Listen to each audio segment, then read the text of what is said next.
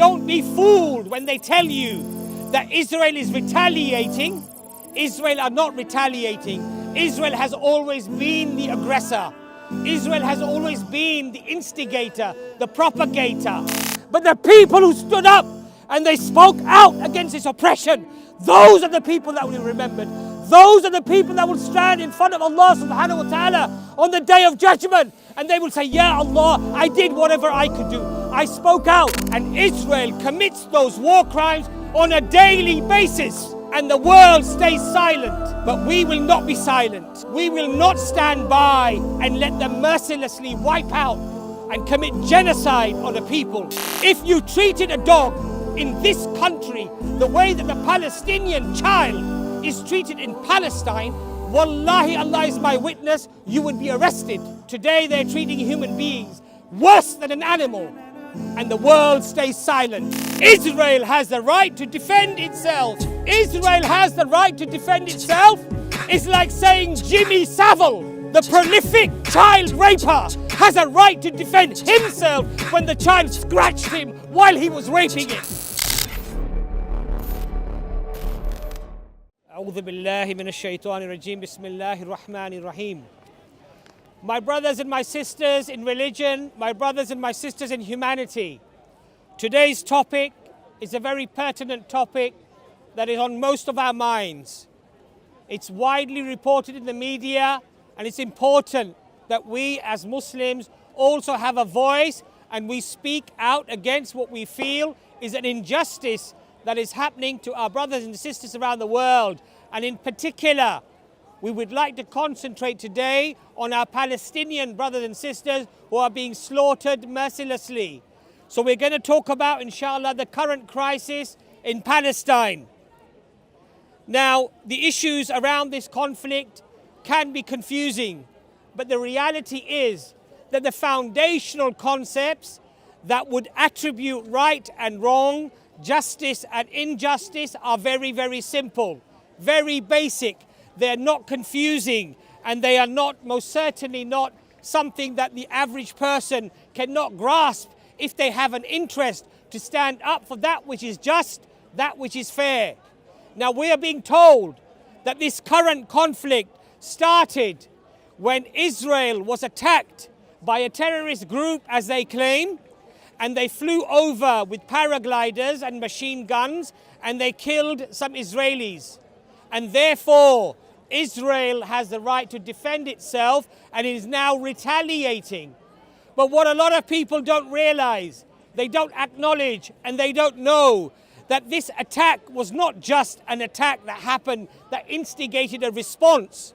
In reality, the Palestinians have been attacked for the last 75 years of their existence. And that attack and that oppression has not ceased, and it has not stopped.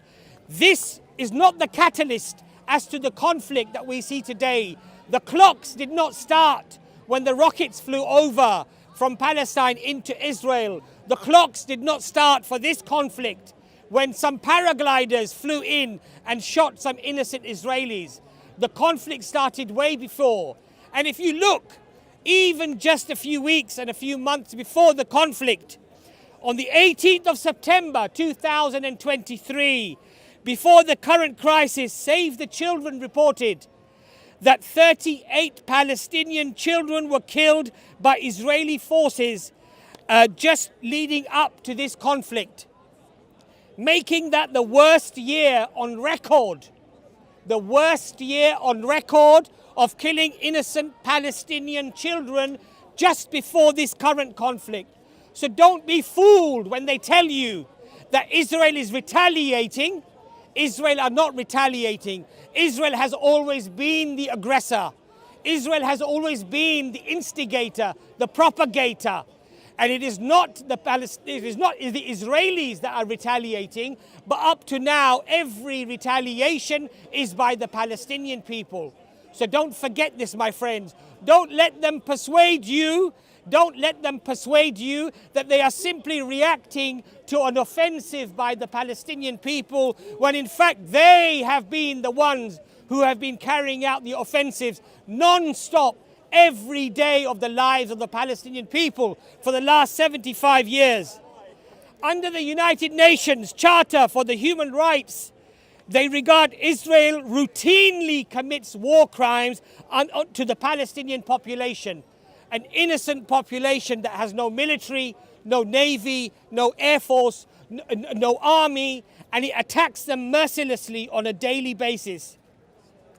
Under the United Nations, my brothers and my sisters, not that I need them to quote to me as a Muslim as to what is valid or invalid, but according to their own charter, according to the very laws that they constructed, they said using excessive force, targeting of civilians, and disproportionate force are all acts and all crimes against humanity. They are war crimes, and Israel commits those war crimes on a daily basis, and the world stays silent. But we will not be silent.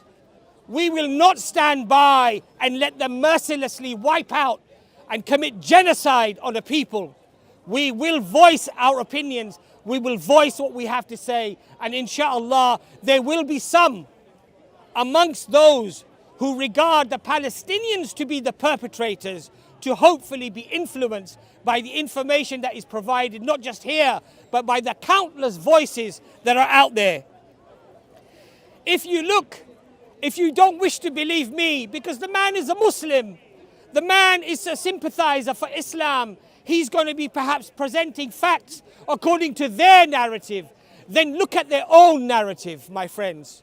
Look at their own narrative. If you study the organization for the Israeli soldiers who are breaking the silence, Breaking the Silence is an organization that catalogues and interviews Israeli soldiers who have gained a conscience and who are speaking out against the atrocities that they are committing on a daily basis. Hear what they have to say. If you don't believe me as a Muslim, believe the Israeli soldiers who are telling us that we deliberately and continuously on a daily basis humiliate the Palestinian people. We attack civilians. This is their words, not my words. We stop the teachers going to schools. We stop the children going to schools. We attack them, we shoot them, we humiliate them, we raid them in the middle of the night, waking the children up at gunpoint to make them fear us, to dominate us. These are not my words. These are the words of Israeli soldiers who have gained a conscience. You don't want to believe me, then at least believe them. At least allow that information to wake you. If you are asleep that the Muslims are complaining, that the Muslims are crying, that the Palestinians are crying, and you wish to just remain in your slumber, then at least allow these facts to wake you from your slumber.